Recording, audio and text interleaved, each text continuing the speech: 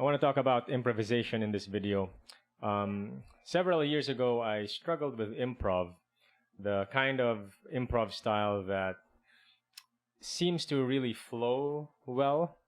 And I've always envied those people who can do improv really well. Like, they seem to know the exact notes or the phrases or the licks that they do seems to really flow really well. And, improv is you're creating lines spontaneously on the spot, and for some reason they sound like they really know what they're doing, and their melodies are so sophisticated. They seem to know that this note really works well with this part of the chord progression or this chord.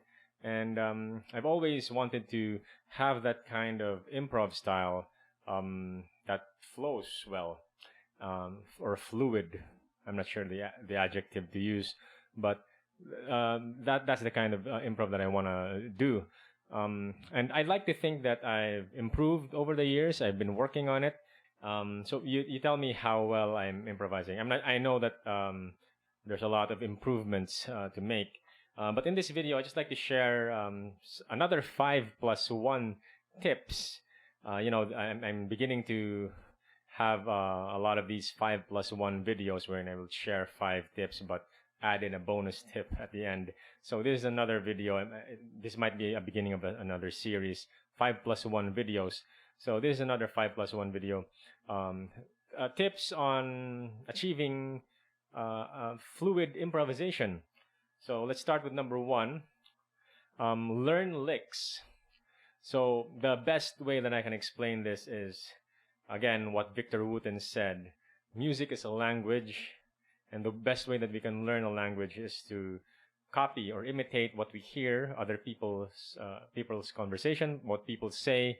We try to mimic it, and the next thing we know, we can form our own sentences, and we develop an accent, and we understand vocabulary and grammar. So it's the same way with music or the guitar. The best way that we can learn how to express ourselves through this instrument is to just copy our guitar heroes. So just give you a few examples. I'm one of the biggest influences that I have is Zakk Wylde, and ever since back in the day, I would copy that lick and all these pentatonic.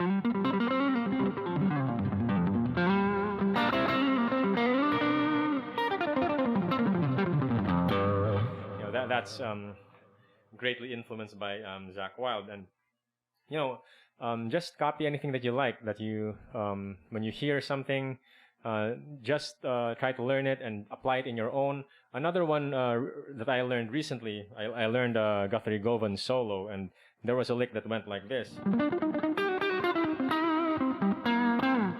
Let's add more overdrive there.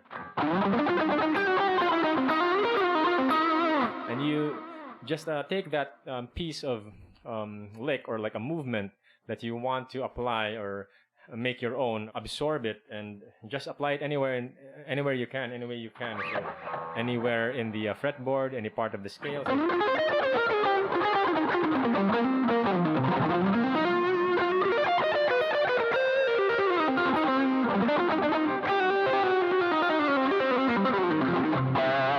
So the movement that I copied there was this one. And by learning a solo like that and applying that small movement in my own playing, I learned a new move. Another example is this one. I learned from Josh Smith. This small lick. That. It's very small, but little by little you begin to expand your arsenal of licks, and it will add up to how you would your hands would move. So that's tip number 1. And sometimes I would do these lick learning in phases. Like in a year, I might spend, or I feel like spending 1 or 2 months just learning licks. Tip number 2 is be comfortable with the void. Now, what do I mean by that? Be comfortable with the silence. When we're new to improvisation, like let's say, for example,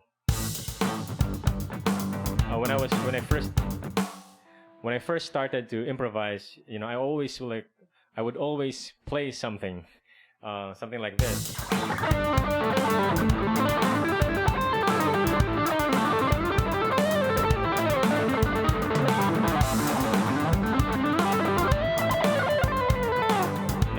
Without stopping. A very hard lesson that I had to learn was to pause or to stop and to be comfortable with the silence and the breaks and to, sustain notes, play longer notes and play fewer notes, something like that.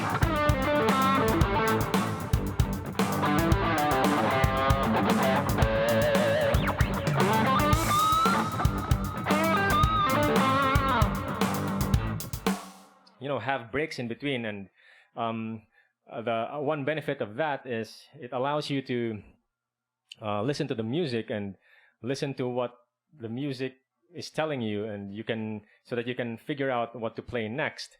Because if you're constantly playing, you're not really allowing yourself to listen to the music. And sometimes when we're still young and we try to improvise the first time, we're constantly playing something, and as if you run out of ideas, you start to panic, and you feel like you're not good enough, or you still need to practice because you run out of licks, as if that's a problem. But the reality is you just need to slow down a little bit and be comfortable with the silence, be comfortable with the void. That's what I like to say. Tip number 3 is use motifs and repetition. So I think in the beginning of this video, I played.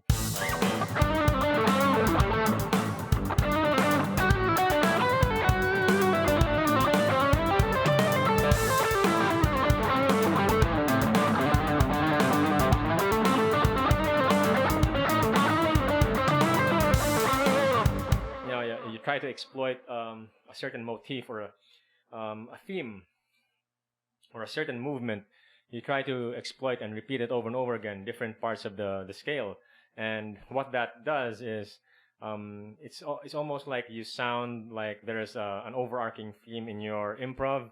And as oxymoronical as it is, because improvisation is spontaneous, but within that spontaneity, there is like an overarching theme that you're trying to go back to always. And it sounds like there's an intention of what you're doing, even though it's generally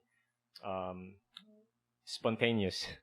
Right. The 4th tip is sequences and patterns. I'm a big fan of playing patterns and sequences. So sequence 4 notes,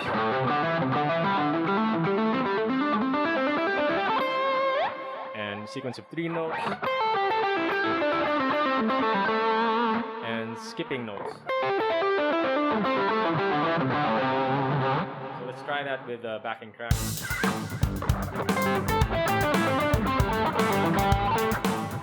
I mean, you don't have to play the sequence like straight.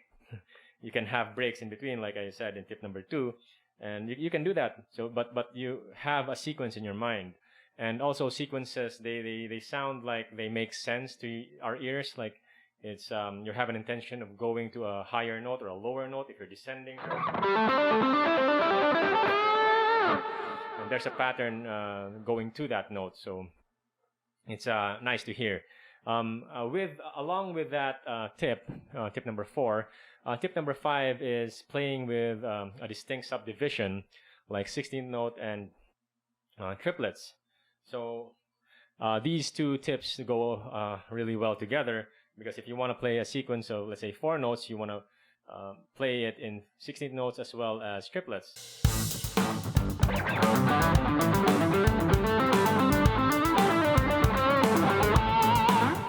Triplet example.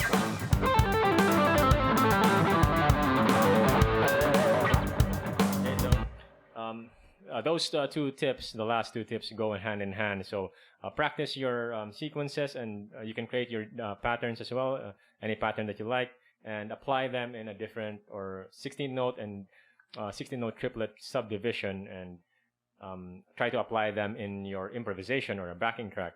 So those are the 5 tips, and my plus 1 tip here is invest. So much like investing money, I'm not a money expert or a financial advisor, but one principle that I understand in investing that I just heard from a video somewhere, that it's not the timing, it's the time in. So meaning the longer you invest, the more beneficial it is for you, and the more money you'll save, or your money will grow.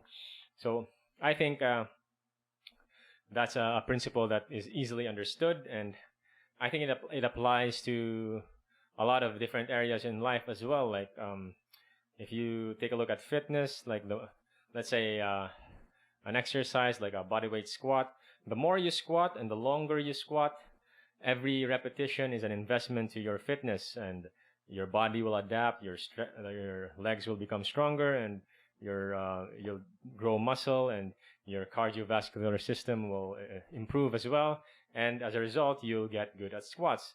So it's the same with the guitar. The more you play, the more time you invest in playing the guitar and improvising over and over again, practicing your improvisation, there's going to be like ups and downs and obstacles that we encounter along the way, but as long as you continue to play, you're bound to improve. So that's the final tip that I have for you to achieve a more fluid improvisation.